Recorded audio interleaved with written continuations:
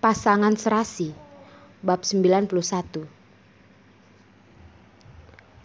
Wajah yang tertutup wig murahan, bedak yang tebal bercampuran dengan air kuah yang membuat wajahnya berantakan, tidak berwujud lagi. Ditambah lagi blush on yang bentuk bulat di pipinya. Kelihatan kotor dan mengerikan. Dengan bulu mata yang panjangnya tidak normal.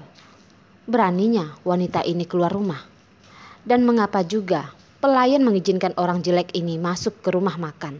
Sangat menjijikkan. Rehan terkejut juga melihat wajahnya yang tidak karuan itu. Dengan ekspresi wajahnya terlihat jelas dia merasa jijik dan muak.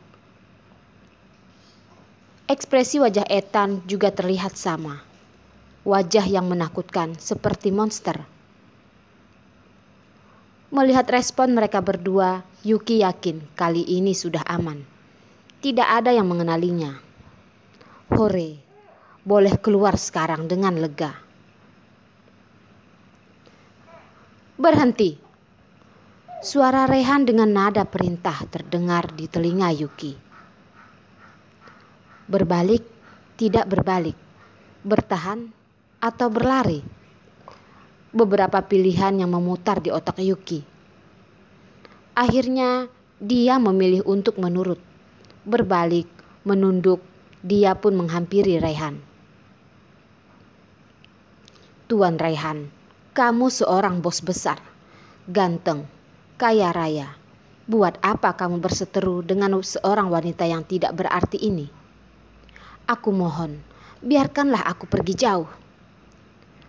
Yuki berulang-ulang berdoa di dalam hati. Rehan membuang muka, menghindar untuk melihat wajahnya dan dandanannya itu.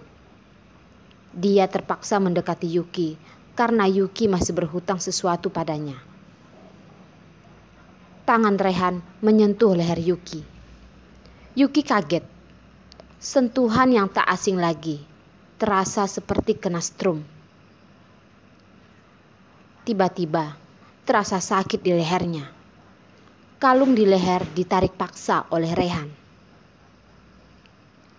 Yuki tidak berani mengangkat kepalanya, apalagi berbicara. Terus-menerus dia memberi hormat. Ini hadiah dari ayahnya dan barang paling berharga yang dia punya.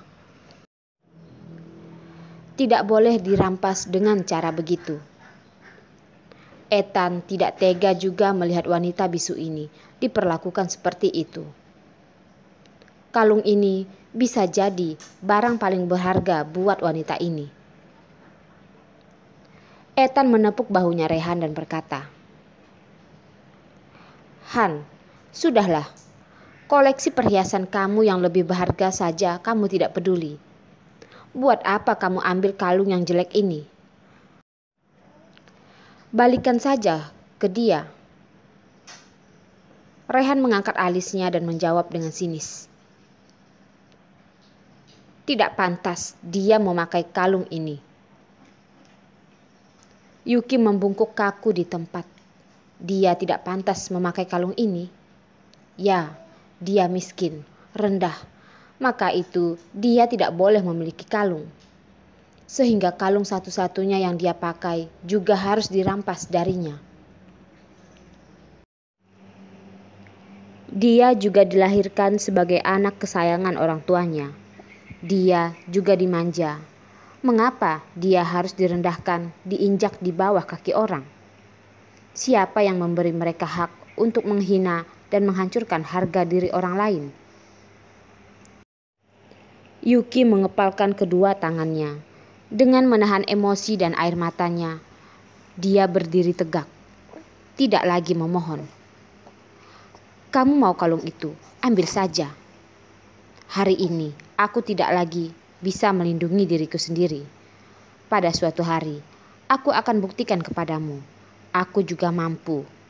Rehan, tunggu saja tanggal mainnya. Membuka dompetnya. Rehan mengeluarkan setumpuk uang kertas. Dengan uang setebal itu, bisa membeli ratusan kalung seperti itu. Ambil, ganti buat kamu. Nada dingin dan angkuh seolah-olah memberi sedekah. Yuki teringat pertama kali dia bertemu Rehan di malam yang hujan lebat itu. Mobilnya menabrak jatuh dia. Rehan menurunkan kaca mobil dan melemparkan setumpuk uang kertas. Terulang sekali lagi hari ini. Begitu angkuh, dan caranya menghina orang, semua sama, tidak ada bedanya. Yuki mengangkat tangan dan menjatuhkan uangnya sehingga berceceran di lantai. Yuki menggigit bibirnya untuk menahan agar air matanya tidak keluar. Dia berbalik dengan kalemnya. Dia mengangkat kepalanya pelan-pelan hingga tegak lurus. Air mata karena emosi tidak terbendung lagi. Di saat dia berbalik dan melangkah maju, air matanya bercucuran tak tertahankan lagi. Dia miskin, dia rendah, tapi harga dirinya tidak boleh diinjak di bawah kaki siapapun. Wanita aneh, Ethan bicara sendiri. Kalau wanita lain, walaupun kalung diambil, diganti dengan uang sebanyak itu, pasti meloncat kesenangan. Rehan tidak menghiraukan uang yang berjatuhan. Menatap ke arah pelayan, dengan tenang dia berkata, "Uang itu buat kamu." Pelayan tidak percaya kalau ada rezeki nomplok di depan mata. Dengan nada ragu-ragu dia bertanya, "Tuan, kata Tuan ini semua untukku?"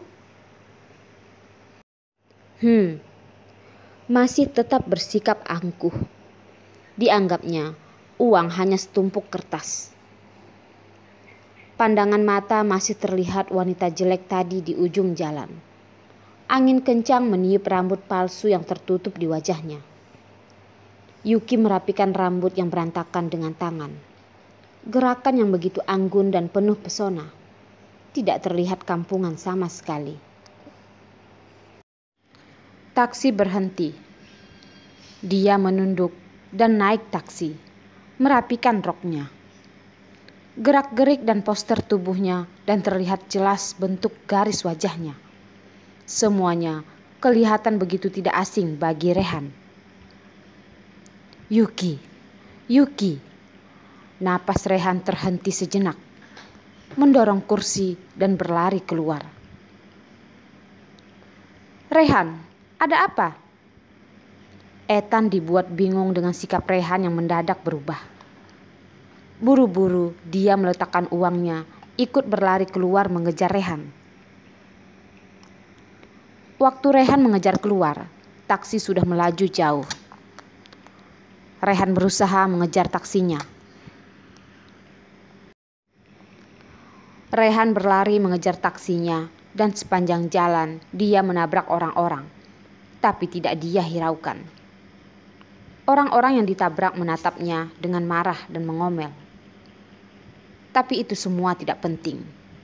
Yang dia pikirkan, sebentar lagi taksi itu hilang di belokan. Untuk menghindari kecelakaan, kendaraan-kendaraan di jalan semuanya merem mendadak. Waduh, di sepanjang jalan menjadi kacau balau dan membuat lalu lintas menjadi berantakan. Polisi lalu lintas menghalanginya. Mengapa menerobos lampu merah? Tidak takut mati ya? Rehan tidak menunggu polisi selesai bicara. Polisi itu sudah dipukul sampai jatuh. Setelah merobohkan polisi, Rehan lanjut mengejar taksi. Ethan yang mengejar di belakang sudah kehabisan napas. Ternyata Rehan kuat sekali staminanya. Pantas saja para wanita begitu mengaguminya. Tidak lama kemudian, Rehan dan Ethan dikepung polisi-polisi. Rehan menjatuhkan 2 orang polisi lagi sebelum akhirnya dia ditangkap dan diborgol. Rehan hanya bisa menyaksikan taksi itu melaju dan lama-lama menghilang dari pandangannya. Yuki bisa kabur dari depan matanya. Rehan sangat kesal sehingga dia ingin membenturkan kepalanya di tembok. Di depan mata tidak ada tembok yang bisa dibenturkan. Hanya ada rombongan polisi yang sedang menahannya. Maka dia sudah seperti orang gila yang menyerang dan menendang polisi-polisi itu. Yuki yang duduk di dalam taksi mendengar berita dari radio. Di beberapa jalan terkena macet parah karena ada orang tidak waras menerobos lampu merah dan memukul polisi. Dan orang tersebut sekarang sudah dibawa ke kantor polisi. Supir taksi mengeluh. Orang gila harusnya dikurung di rumah sakit jiwa. Mengapa sampai terlepas di jalan umum, membuat onar dan membuat macet? Yuki menjawab, "Iya, orang gila berkeliaran di jalan raya. Pastilah bisa membuat onar." Di luar kantor polisi, Ethan terus bertanya kepada Rehan. "Han, tadi di restoran, mengapa kamu mendadak lari keluar? Memangnya ada apa?" Rehan menggepalkan tangannya dengan kencang, tetapi tetap membisu. "Halo Han, dari tadi ditanya, kamu tidak bicara apa-apa. Aku sudah menjamin dan membebaskan kamu. Kamu tetap membisu." Ethan mengeluh sambil menatap Rehan. Rehan menatap jauh di langit. Hari yang cerah, langit yang biru bersih tanpa awan. Cuaca cerah, tetapi suasana hatinya tidak cerah. Karena dia tidak menemukan orang yang dia cari.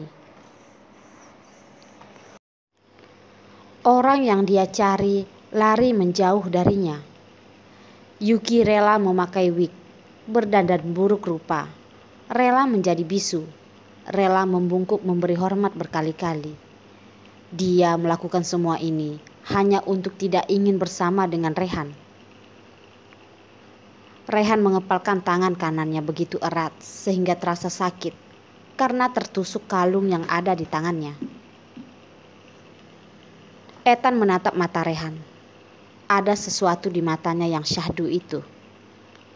Sepertinya kepedihan dan kekecewaan. Tetapi, mengapa Rehan ada kepedihan yang mendalam begitu di matanya?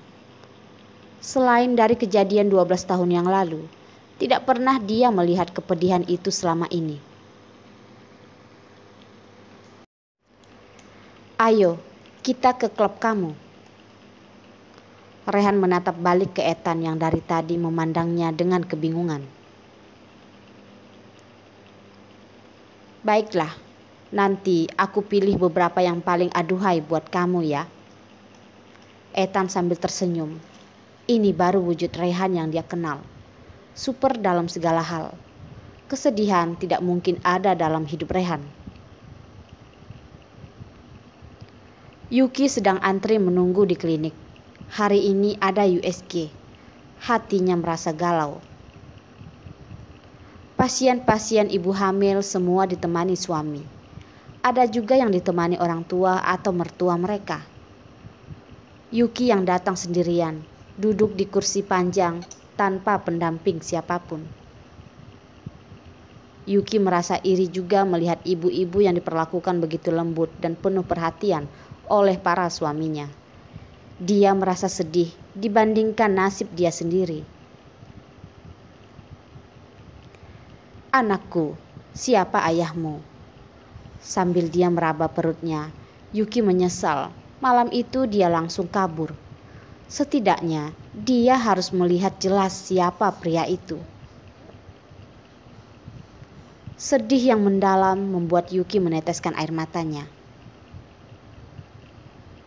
"Maafkan ibu. Ibu tidak bisa memberikan kamu keluarga yang sempurna seperti anak-anak lain. Tidak ada kesempatan bermain dengan ayahmu." Air mata tak terbendung lagi mengalir membasahi pipi Yuki yang kian kurus itu. Di sana ada sepasang suami istri yang begitu serasi. Ya, yang pria tampan sekali, Yang wanita juga cantik.